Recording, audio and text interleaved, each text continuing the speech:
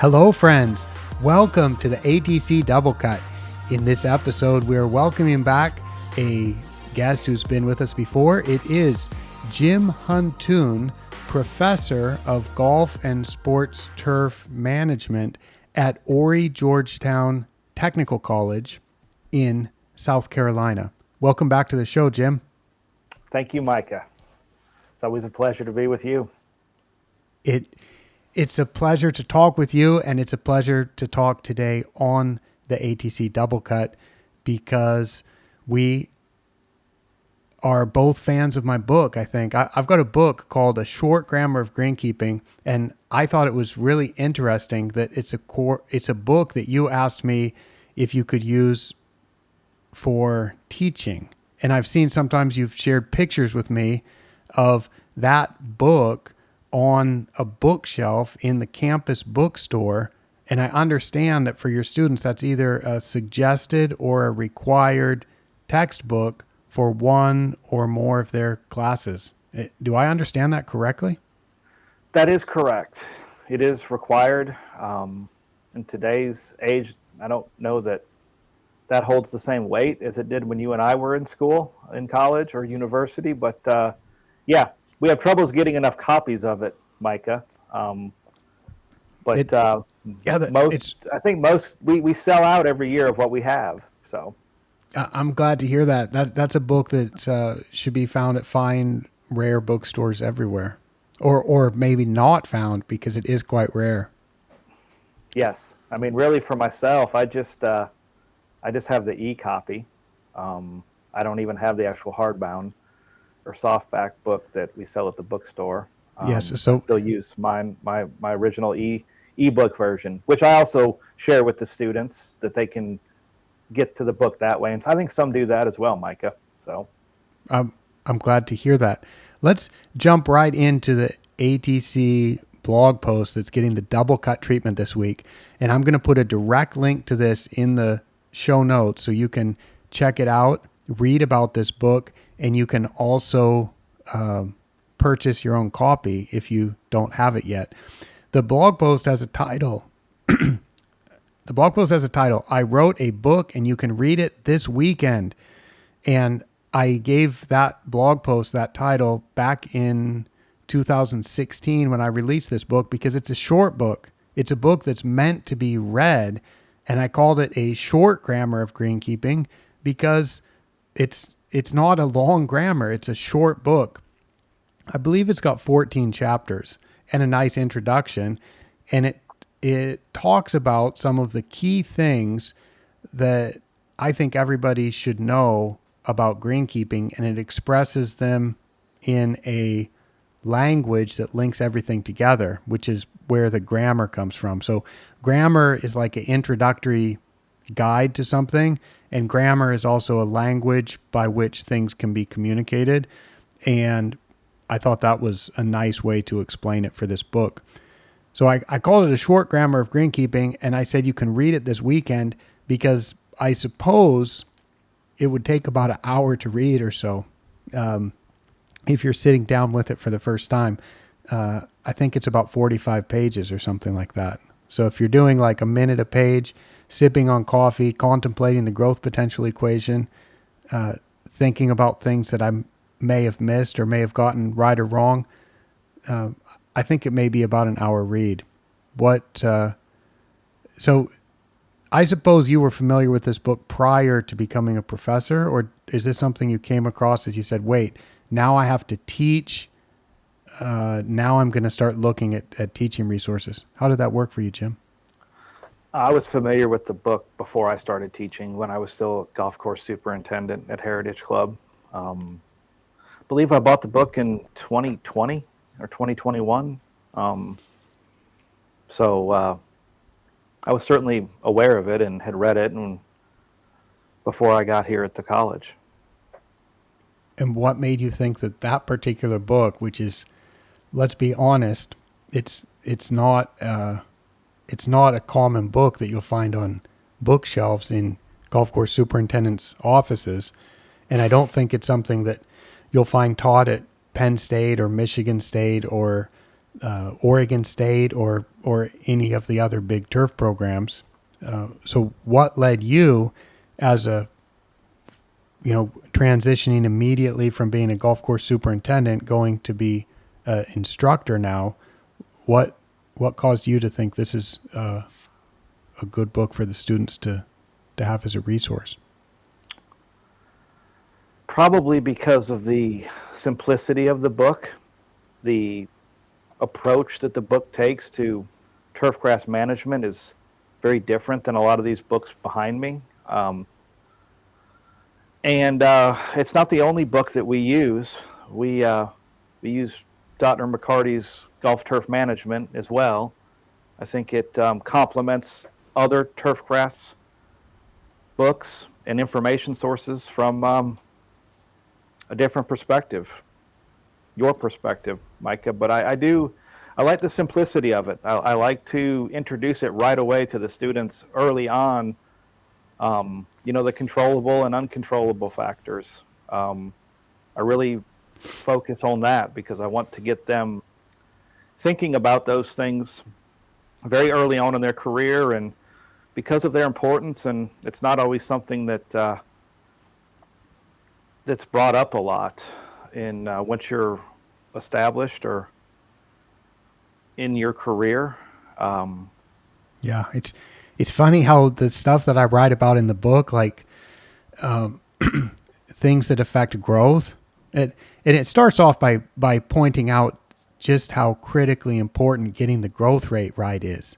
And so the whole thesis of the grammar is that we need to get the growth rate right if we're going to have the turf producing the type of surface that we want. And whether that's a lawn, whether that's a football field, whether it's a baseball field, whether it's an infield, an outfield, a golf course putting green, or a Seashore Paspalum tee, or whatever, each of those has a different need for a growth rate that's going to produce the desired surface. And it starts off with that. And then it starts talking about what actually does affect the growth rate and what we can control and what we can't control. We can't really control temperature. Well, basically we can't control the weather. So the things that come with weather are temperature and light. And then we can sort of control, if we have an irrigation system and if we have a drainage system, then we can have some control over water. And then we should be able to have full control over nutrients. And those four things are what really affect the growth rate. And I don't know why it is that this is a different way of looking at things. Because once this clicked for me about like, wow, growth rate's really important. Why don't we just focus on the growth rate and focus on the surface performance, on the turf quality, and then work back from there about what's required to produce that growth rate and what's required to produce that surface? A lot of other things, they seem to fall into place, or it's easier to make the decision about whether this is necessary or beneficial or not. For me, it's just a real logical way of thinking about it. And that book is my baby. I've always wanted to expand it. And so the reason why, here's the story why it's not really available in print. Now, there's some workarounds where you can find it. And I know you found some ways to find it. In fact, I got a royalty check a couple days ago from some recent purchases, which may have been affiliated with your recent purchases for the campus bookstore. But it's so short that I thought I don't really want people to buy it and be disappointed and think that, oh, I've bought a print book, but it's more like a pamphlet. And so I always had the idea to kind of double it in length, and it would still be the short grammar, but it would just be a little bit longer than it is right now. My wife was, my wife got pregnant with our first child about the same time that this book was published. And then we had another child soon after. And so somehow having children and continuing with my uh, working career and travels, the book never got that expansion. So I never brought it into print officially because I just wanted to keep people from being disappointed, from buying a book in print and then thinking it's a pamphlet. So I don't know. Maybe you and I have talked a couple times over the past 2 years about me working on the expansion, and it wouldn't take too much to get that into to get it to a length that I'd be comfortable releasing it to the world and making it easily available in print. So maybe I can do that. I could make a case that the conciseness and shortness of it is advantageous for what I'm using it for. I like how it's assembled from articles and that the chapters are normally on 1 or 2 pages. To me, that's easier for students to digest, and it's easy to break each section down. Sometimes I use PowerPoints to help explain some of the,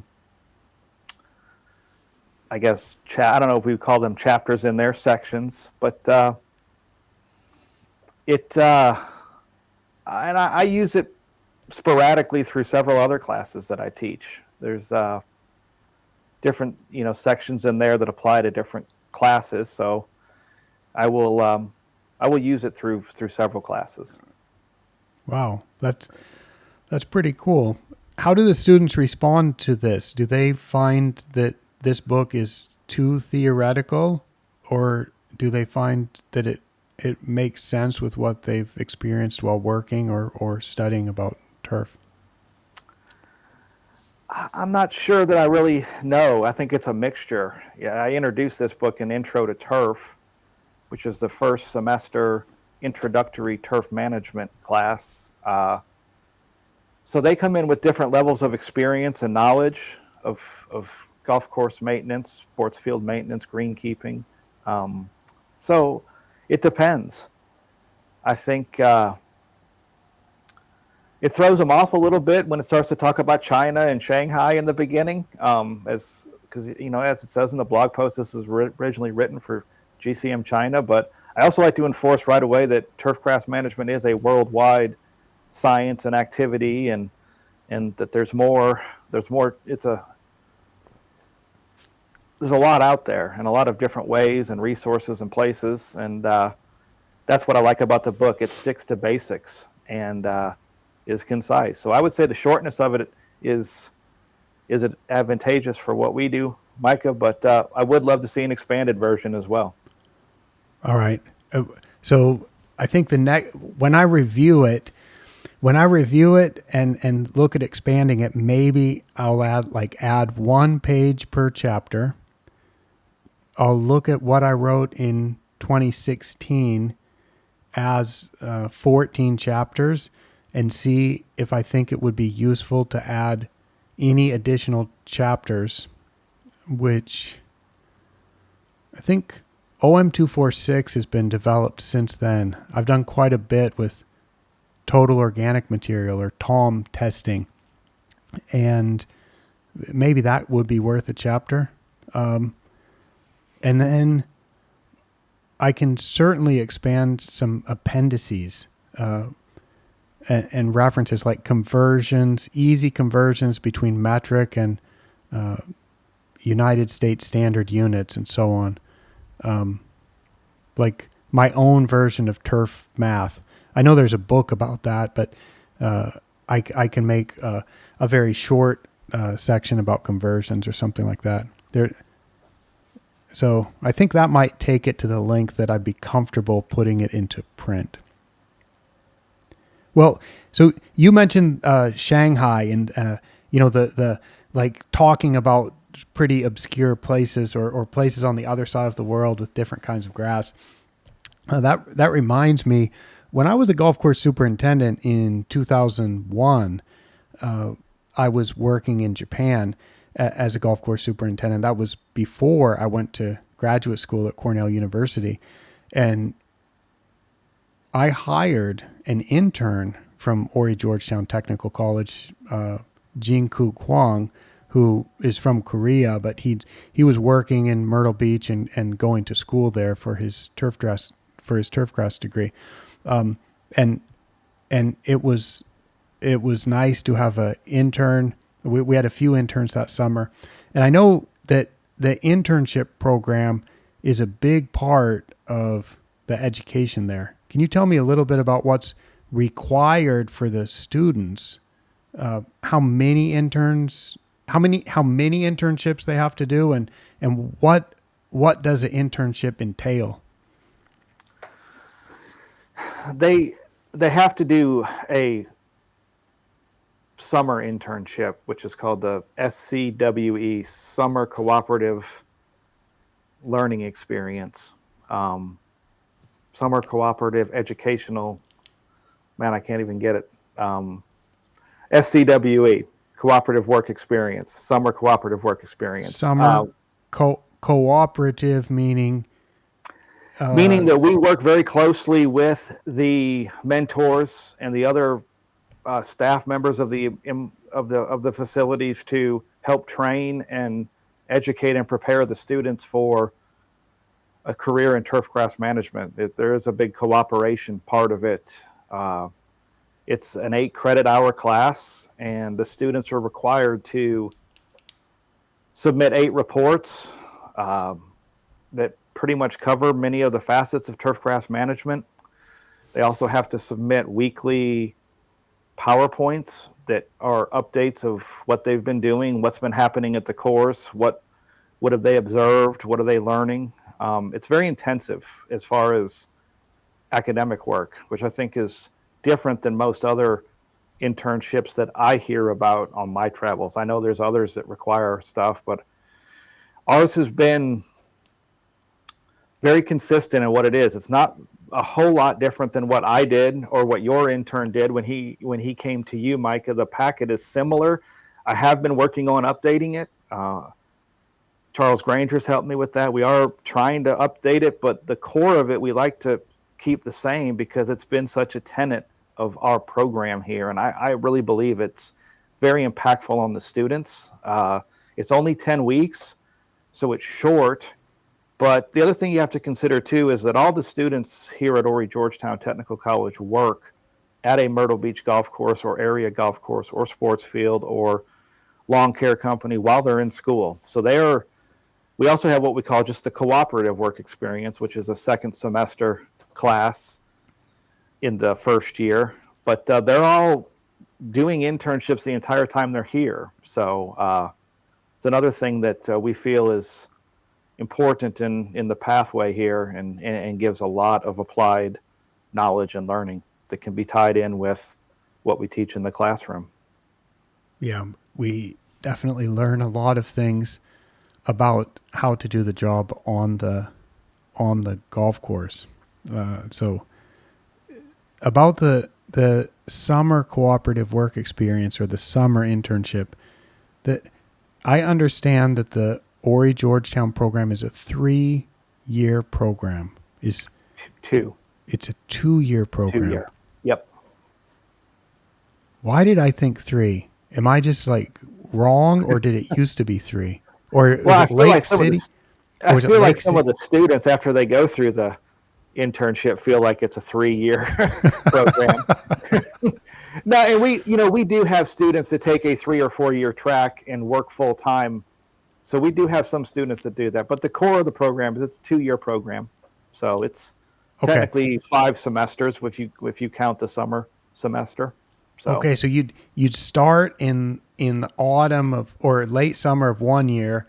Yep. You'd be doing your cooperative work experience because you're going to work while you're going to class. Exactly. And then that summer between the first year and the second year, that's when you do the summer cooperative work experience, or what we'd think of as a summer internship. And then you're back at school for another year, and then you graduate. Is that how Correct. it goes? Yep. Mm-hmm. Okay. So, and that's a 10-week program. Is that from the time that the school's out in May until school starts in August? Is that Is that 10 weeks? That's the summer semester is 10 weeks. So the students are required to stay for 10 weeks to complete the experience. That doesn't mean, Micah, that they can't. I think we're off for a total of 16 or 15 weeks between semesters. That doesn't mean that they can't start early and stay late if they want. And we do have some that do that. I have a student right now that was in San Francisco at San Francisco Golf Club that's driving cross country on his way back. He was at Prairie Dunes yesterday in Kansas, and he's going to be in class on Monday. Has to go home to Richmond, Virginia first. So he stayed the entire time. And it depends. Some students stay longer. Some get to the 10 weeks and they come back. Many of them are under a little bit of pressure to come back to where they work here in Myrtle Beach because they're so involved with the operations here. So each student's a little different on what they do. And when I went to Oregon State for undergraduate, and I can't remember if it was required to do an internship or that was one way to get credit. I can't remember if that was a required part. I suppose it was required, but everybody worked during the summer in the turfgrass field, and some people worked during the year at local golf courses or on weekends at local golf courses or sports turf. And I'd worked for a year on a golf course before I went to Oregon State. And my first summer I worked at Desert Mountain, and the next year I worked at Old Waverly. And then I went to work at Augusta National, and that was officially my internship. So that's what I had to submit a report for. But I never had, I didn't have to do reports while I was doing it. I didn't have to submit 8 reports. I didn't have to submit weekly PowerPoint presentations back to my professor.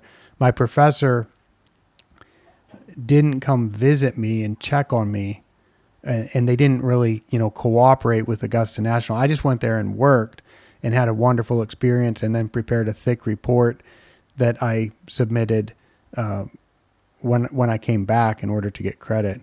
Can you tell me a little bit more, because I never experienced this myself? What's it like for the students in terms of what's required that they submit? Because I could do a four slide PowerPoint, or I could do a 40 slide PowerPoint, or I could just put pictures with 1-word captions, or I could make charts or annotate a spray application record and say that I made this, and this was the temperature, and this was the wind speed, and these were the product application rates, and these were the target pests, and add a lot of information. So you could make it extremely complicated. Just what is it that's expected on those PowerPoints? And then I think you said 8 reports also. Yeah. I'll go through the weekly ones first. We have both. We have some might be 4 or 5 slides, but they have the right information in there. I mean, I just really want to see mostly, what are you observing? What is catching your eye? What are you've been doing? I'm more interested. I tell the students, I don't want a report of everything that you did every day. Sure, you can include some of the activities you did, but what is going on the golf course? What are other people doing?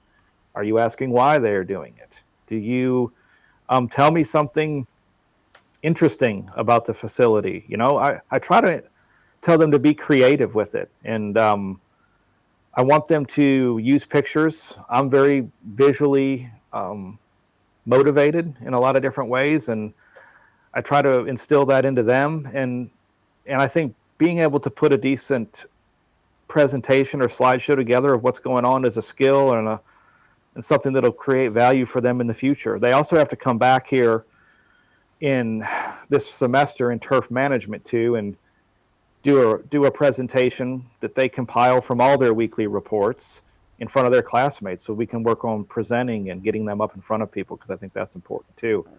So those run the gamut. It depends on the level. It depends on 2 things, Mike. It depends on the level of the student and where they're at in their knowledge base. And it also depends somewhat on the mentors and how much time they're willing to spend with them to help them with these both the reports and the weekly, so that influences it. And the other reports, report 1 is soils. Report 2 has to do with pesticides and IPM.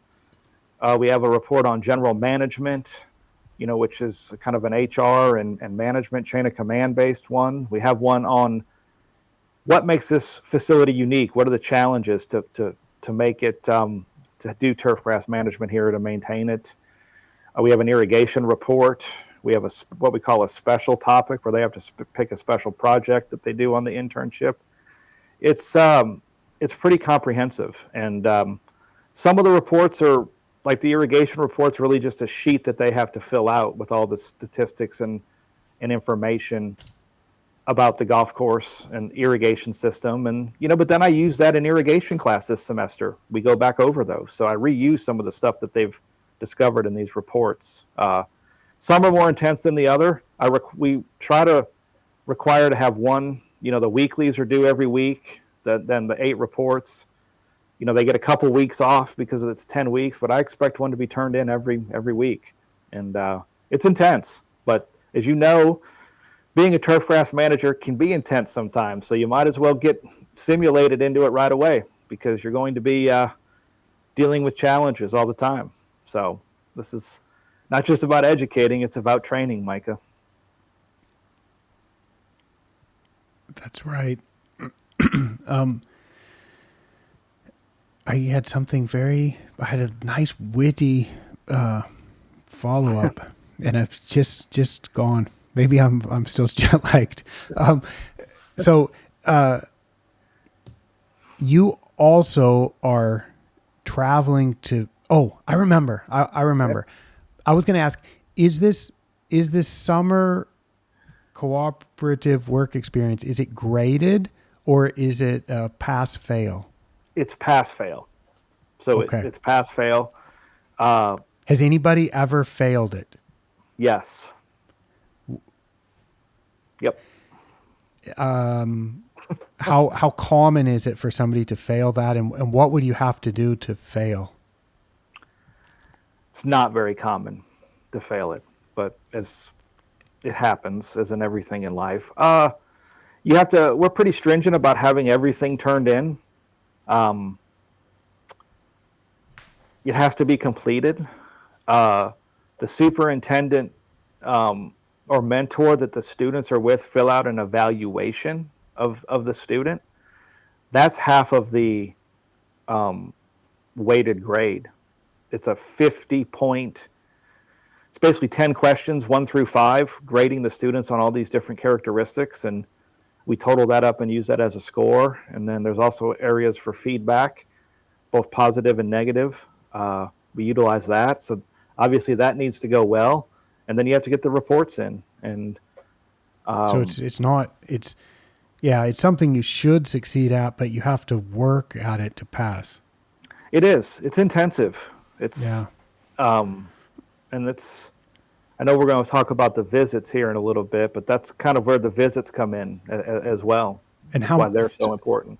And so is that you and Professor Granger go to visit the students? How many students had internships sorry, I flipped between internship and SCWE. It's the same thing. So maybe we'll call it interns. How many interns from Horry-Georgetown were there this summer? We had 27. So 27 go out, and then is it you and Professor Granger kind of split it up and make the visits? We do. We split it up both regionally. I take a few more than he does, just based on our load here. He's academic. He's a chair of our department, so he has other responsibilities. So I think he had 12 and I had 15, Micah, is how we do it. And we split it up regionally. We both cover some of the ones here locally, but then we split up the out-of-town ones. He did Charlotte, Atlanta this year. He did Richmond, Mid-Atlantic. I did Charleston and the mountains of North Carolina. That's how we had it split up this year. And is that one visit that the professor makes, or is it multiple? It depends on where they're at. So this summer, I had local interns here within 5 miles of the college that I visited every week. And then other local ones here, I might have visited 3 or 4 times. The out of town ones, we try to do 2 visits. And basically, our range is what is legitimately drivable in a day. I would say 8 hours, 10 hours away is our range. We did have students in the Northeast. We had one in New York. We had one in Massachusetts. We had one in Texas. Like I said, we had one in San Francisco. But we don't go visit those because they're too far. Oh, okay. So so you're visiting as much as you can to Yes, support the students and to monitor how it's going and to uh yeah, but it's not like you have unlimited budget. So if you had no, so if you had students, for example, that said, I want to go work in the Australian winter and go work when the Bermuda grass is not growing very much at Royal Melbourne Golf Club, for example, you'd have to you might make an exception for that and find a way to get down there, but it might not be paid for with university funds. Is that the way that I understand it? that is correct. In fact, my first year here, we had a student that went to Chicago Golf Club in Chicago, Illinois, and I went and visited him on my own dime, just because I wanted to see that golf course. I'm very into golf courses, and um, just decided it was worthwhile to go, and it was, and I don't regret it. And I will do that again. I do love to travel. I do love to get out and see things, and but in general. If you go away, you're kind of on your own, and I do let the students know that it's a more difficult path. But I'm happy to say this year we navigated that pretty well. I tend to do more phone calls with them and kind of keep up with them a little bit more. We do Teams calls too during the summer semester where we try to get everybody together and have some sense of fellowship and can ask questions there. So, And, but I love the visits. and what exactly are you looking for there? Because when I was doing an internship, I realized that sometimes some of the other universities, the professors would go around, and to me, it I was kind of independent, I guess, and it just sort of seemed like, I don't need to get, nobody needs to come babysit me from the university. I'm just here working hard every day and doing a good job. And I just felt like nobody needed to check on me. Like I was going to do it on my own. I was either succeeding or not succeeding based on the evaluation of my employer. As I've gotten older, I think I can have a more nuanced view about that. And can you tell me what are those visits like, and what are you looking for, or what do you look to accomplish when, let's say, you go to Asheville and visit somebody at a club there? Um, what what are you gonna what does that day look like? It depends. Sometimes the visits are mentor focused. Sometimes the visits are student focused. Sometimes they're both. Uh, Depends a lot on the mentors, the facility, and the students. Sometimes when I make 2 visits, one will be more with the mentor, one will be more with the student. Depends on what I feel like the level of what do I need to help the student with, or are we struggling with this? Do we need encouragement on this? I really like to ride the golf courses with the students and talk to them to see where they're at for a lot of different reasons. For educational reasons, I like to point things out. There's certain things I always like to look at when I ride with students, and some of it's reinforcing things in the reports or introducing or starting to talk about things that we're going to be getting into this semester, because this is probably the most challenging semester coming up, the first semester of the second year. And I like to start preparing the students right away. I want to feel, and I want to ask them about their experience and get their opinion and know that their voices can be heard, because I think they're very instrumental in helping me understand what is a good experience and why does one person have a better experience here than the other. It comes down to personalities. I love to observe things, I love to observe people at facilities and how they interact. And, What's you an know, example of I, something? I like to observe the crew, and because I feel like at the internships or any work experience, it's not always the superintendent or the director of agronomy that's going to be the only mentor. There's mentors around us everywhere, and how friendly are people? Do people wave at each other? Is a big thing. I learned that from one of my mentors, Mr. Bud White, who made many course visits through his career with the USGA and other private entities. And, he instilled that in me early on. That's something that he paid attention to is, do people wave at each other? And, how is their body language and those things? Because I think that's very important. I love observing turf grass and golf courses. And, I always like to go to the pump station. That's one of my favorite things to do. But What are you looking for at the pump station? I like to take the students in there and start to prepare them for what we're going to learn about those, because that's a big part of irrigation. It's a big unit, and um, I'm interested in them. I like another big thing, Micah, is getting pictures for my material, and that I can use to illustrate points. I'm into photography as you are, and finding the right image for the right slide or point is big to me. That's and I get a lot of positive feedback from the students on that. So that's a big part of it. And I really appreciate all the mentors and all the facilities that I go see allowing me to do that. They're allowing us to utilize their facility for education, and that's huge. And I love to talk to the mentors about the students. I like to get their feedback.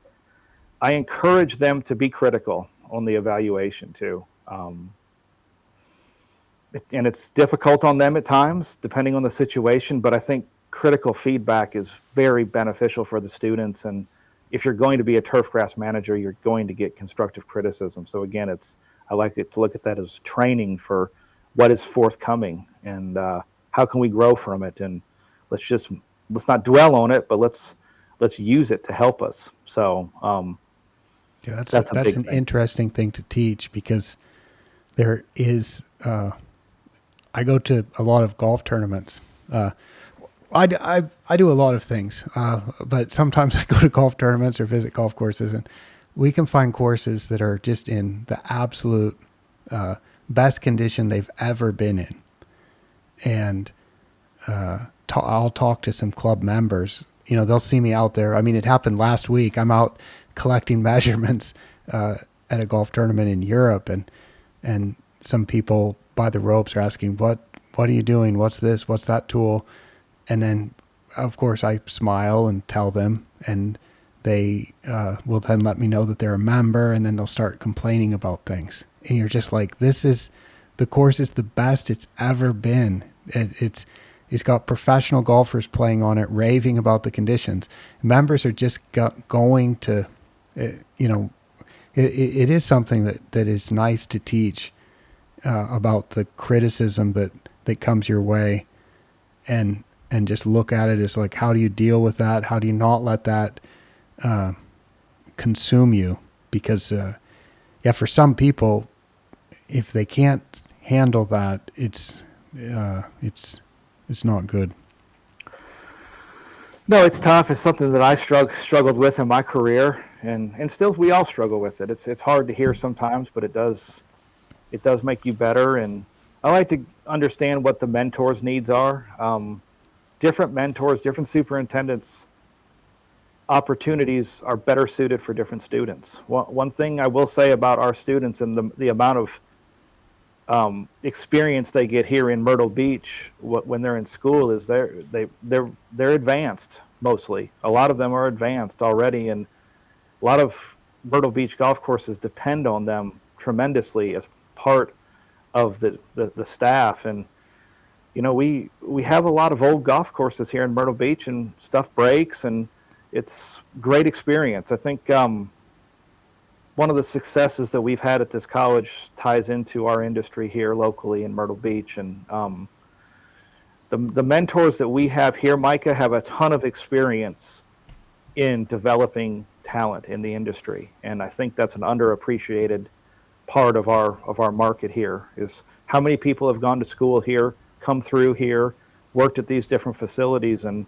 learned. A lot of the interns are probably somewhat more advanced, I guess, in technical skills sometimes than other interns. And but I also stress to them too that if you already know how to spray, if you're spraying, that's a big thing with students. We got to learn how to spray, Micah. That's like a rite of passage. So, if you already know how to spray, you don't need to spray wherever you're going. And you're going to a new golf course. Maybe they're not just going to open the chemical room and have you start mixing up. But I try to stress to them that it doesn't matter what you do. You can learn just by observing. You can rake bunkers every day and pay attention to what's going on around you and learn. And so that I kind of like to reiterate that to the students. Let's not be focused on what we're getting to do or not getting to do. Let's focus on what can we learn and what are we observing. You can't be a good turfgrass manager, Micah, without having great observational skills. It's just part of it, and I bring that up a lot. Do you ever have students who work at a location or work for a mentor and it just doesn't work out very well, and then you decide, okay, we really don't need somebody to go work at that location or work for that person again, and you don't need to name names, but does that ever happen? And then you can kind of, do you end up advising the student sometimes if this could be a really good opportunity for you, or you just might say, you know what, I don't think I'd suggest you go there? Both. But I don't really ever want to stop someone from going somewhere that they want to go. I don't want to be too over the top with saying, no, I don't, you can't do that. There are some rare exceptions, I guess. Professor Granger's done this a lot longer than I have. I've only done it 3 summers now, but I try to advise them, and sometimes they listen, sometimes they don't, and I deal with this a lot after they graduate as much too, Micah. Many of the students here, especially the young ones, I encourage to do a post-grad internship, a longer internship, just because they're so young. When you come to a 2-year program like this out of high school, many times our students are graduating at 20 years old.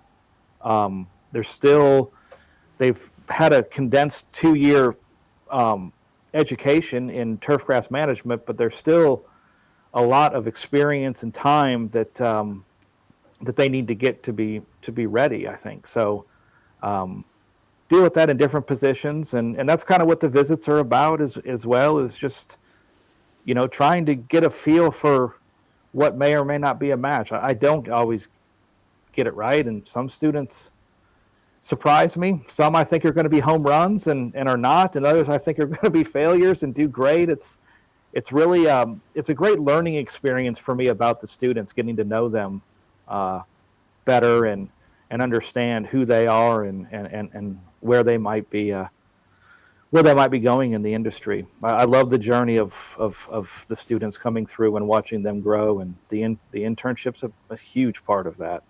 You could get some really interesting information from me that I'm thinking now. If you send the interns out and if you say that in their reports they need to report like if the club's doing clipping volume or not, because we've often wondered how many places in certain parts of the world are actually doing clipping volume, mm-hmm. and you could develop a data set that grows every summer. I could. I get access to a lot of information.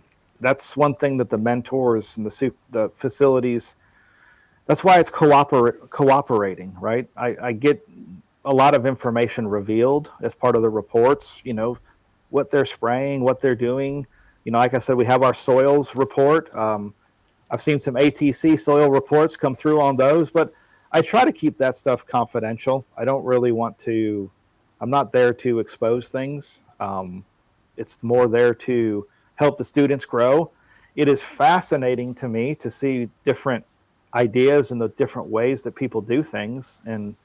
But I try to keep all that as confidential as possible, and only use it for educational purposes. But Okay, so you're not going to be I find a way disclosing. to let you know from time to time what I see out there, and I would say, um, I don't know what the percentage is on clipping volume, but I do think, Micah, it's increasing here in the States. I think more and more superintendents are doing it. And yeah, it's I think data collection in general is on the rise for a lot of different reasons. You hear about it a lot in our industry, and it's another thing that I'm focusing on here with the students too, exposing them to it. You know, the USGA is a partner of ours with the GAP program, and we have the GS3 ball, and I teach data collection as something. It's Is that not in in any of these year one behind or me year either. two? What's that? You teach the data collection in year one or year two? Both. So We basically, I would say we teach everything both years. That's one thing that I found now that I've been here is I kind of thought it was, we cover this topic in the first year, we don't go back to it. But that's not really how it is. We try to cover everything, and we certainly go in a much deeper dive in the second year. But anything that I feel is critical, I try to hit both years, sometimes every semester. Repetition is important. So the students are getting exposed to the grammar of greenkeeping and clipping volume in year one. So when they go to their internship, they'll, even if they're not doing clipping volume, they'll be aware that it exists and it's a thing. They'll be aware. That's my number one goal, is to expose them to as much as I possibly can. I look at myself as a conduit of information, and I use a number of different topics, and I expose them to everything, Micah. I try to. Like I said, the USGA Green section is a great partner. I also use a lot of their materials, and so whatever's on the forefront of turfgrass management is what I'm going to focus on. But we also focus on traditional topics as well, and I try to expose them to everything.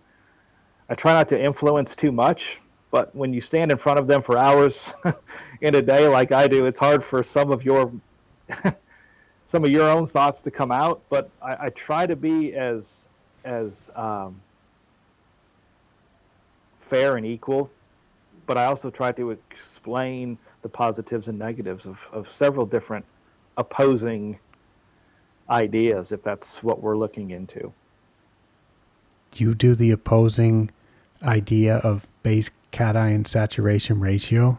Do you teach that as I, a I teach all three. I explain all three, right? I explain, SLAN. I explain base cation saturation. Yeah, I explain it all. And, I use Dr. McCarty's article that he wrote in the Carolinas Green, our magazine with the Carolinas Golf Course Superintendents Association, where he goes through and explains each. I certainly stress to the students about the positives and negatives of each one of those, and that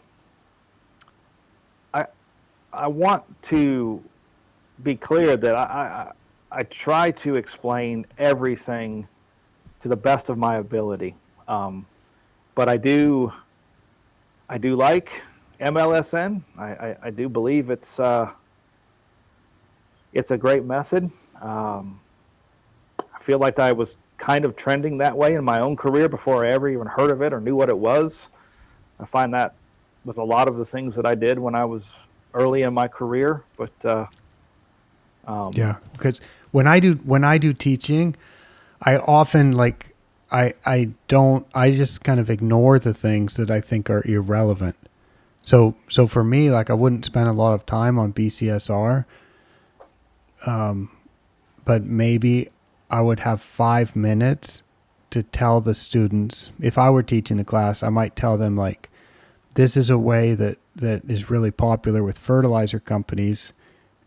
It allows them to always recommend something, no matter what your soil test is, that they will be able to recommend a product, whether the grass needs it or not. And there's been a lot of research that shows that this doesn't really harm the turf, but it's not economically the best way to do it because it doesn't provide a benefit to the turf either. And so I would just like give them a big caution about that, just so that they're aware of it. And then I would say, like, this is how we should do it. That's how I would teach it, but I'm not in that position. So I just get to write and talk about it, but don't actually teach students about it. You mentioned it actually comes up in a lot of different ways, Micah. There's different means to an end, and I try to stress to the students a lot that the core of being successful at this is having a good team and having good people. And I think that's one thing that I notice a lot of places that I go that are overachieving for what they have to work with, have great teams. And this business is really about people. And anything you can do to create more money in the budget, to have a great team, is going to benefit you, in my opinion, far more than maybe what you're spending that money on the operations side. So that's just my take on it. We don't spend a tremendous amount of time on it, but it comes up for sure. You mentioned the GAP program, which I think is I think I saw a press release about that, like as a expanding from the Sandhills Community College to Horry-Georgetown. Can you say Correct. what that is, and is that already underway in Myrtle Beach? It is. We're 2/3 of the way done with the first cohort here in Myrtle Beach. It is a completely separate program from the associates. It, like you said, we're partnering with the USGA. They've been very supportive of getting it started here, and it's an apprentice program, and it's through the workforce development side of the college. This is a technical college. There's a workforce development side too that doesn't give degrees but gives certificates or other type of workforce training. And here it's designed to give an expanded knowledge base to crew members, really is what it is. And trying to create a greenkeeper at a golf course that has a higher level of skill and knowledge and knows some of the why, and not just the how, but they know some of the why. So it's a brand new program here. We have about 18 students in it, apprentices, we'll say. It's led by Alan Owen. It's in year one, and we're learning.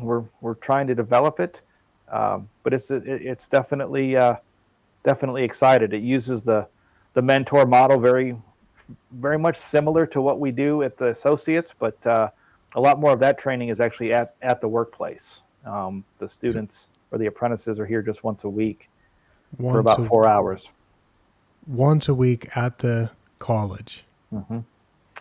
And then Professor Owen goes and makes visits with them and talks with their mentors and talks with them, very similar to what we do with the cooperative work experience. And so people so the GAP program is greenkeeping apprenticeship program. Yep. And it's supported by the USGA, but the students still have to pay, or does the employer pay? No, the students do not have to pay. It's all covered with. We partner with SC Apprenticeship, which is a state apprenticeship program here. No, there is no cost to the students. Or minimal cost, and that's one of the things is, though, Micah, is they have to be employed at a golf course to join the apprenticeship program. They have to be residents of South Carolina and be employed at a golf course before they can be accepted into the program. And there's tax benefits for the employers on the back end with this as well. Is this something that might go nationwide? I'm not really sure what the USGA, I think ultimately, yes, they would like to continue to expand it. We're the first expansion here at Horry-Georgetown. I know there's talk of some other ones, uh, but I would think that that's their goal. I don't know though. I'm just focused on what we're doing here. I don't. But do you teach in this program or you just observe it? I support it. Alan Owen, my colleague, is he teaches it. He is the lead program coordinator. Um, I help assist him as needed. Do they have This, during the summer when I'm here on campus and they're here, I'm usually there. Yes. During the year, during the school, the semesters when I'm teaching, I'm I don't really have time to be in the class or involved, but I because I have my own classes. But I do do they try have a to be involved with textbook? it. They do Do they? not. They do not. Mm-mm. No, it's only 160 hours of classroom education. So Well, it's I know a good book because a short grammar of greenkeeping is a nice short book to go it along with is. that kind of program. Yeah, it is. If I was the leader on it, I would probably introduce it. Yeah, because Dr. McCarty's principles of turfgrass management or whatever is a much more substantial book and probably a bit too much for that kind of program. But the It short is. grammar seems about right. It does. No, it does. I'm a big fan of Turgeon and Kaminsky's book too. That's another good one. I love textbooks. I think, as you say, Micah, they're not always correct, and they're not. But I do still think in turfgrass education they're important, and um, I love cracking books, and I've had to do it a lot since I stepped on this campus. I I like Dr. Nikolai's Greenspeed book. That one is also quite readable. Yes, Have you I might be haven't. I familiar. don't. I don't have that one. No. That's one of the shorter and more readable ones, and then it sort of is like a model for how I might like a book to go. Because I always figured if I write a book, I'd want it to be read, like like not just to sit on a shelf all the time.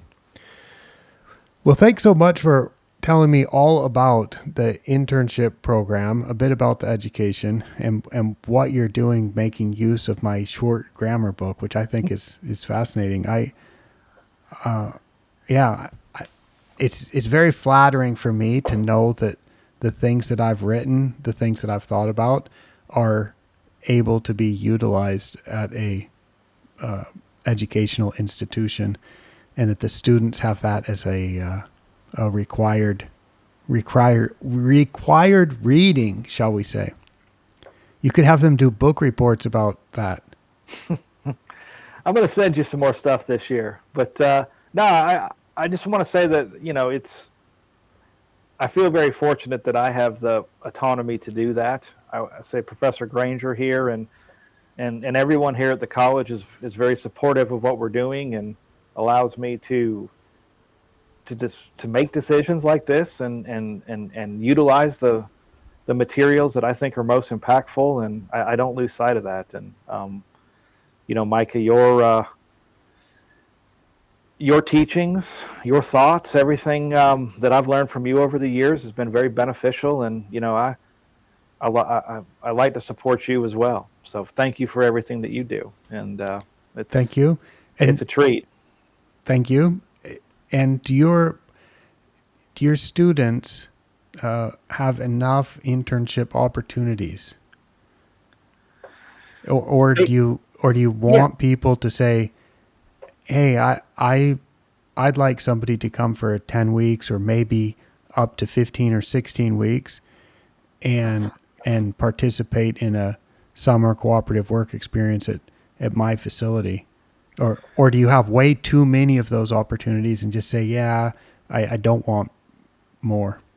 no, I would never say we have too many because you never know what's going to be a great opportunity for a student. So I would say reach out, let me know. The other thing I wanted to say real quick about the visits too, Micah, is recruiting is a big part of the visits.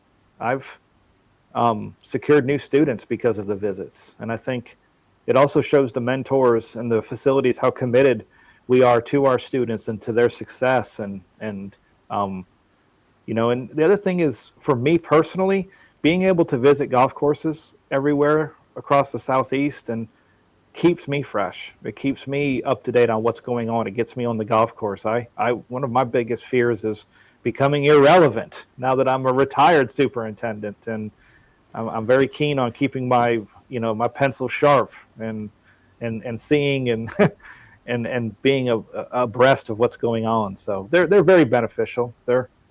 Yeah, Um, that's I yeah, feel that very that's fortunate. Not many people get to do it, and I'm very fortunate to get to do it, and I appreciate everyone's hospitality.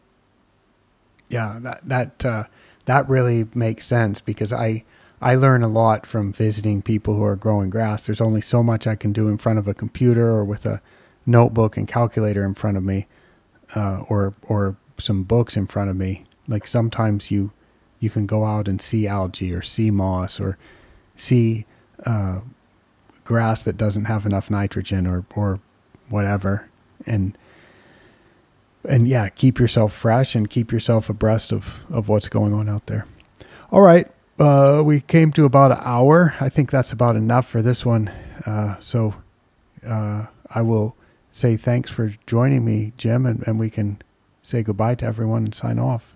But so former superintendent,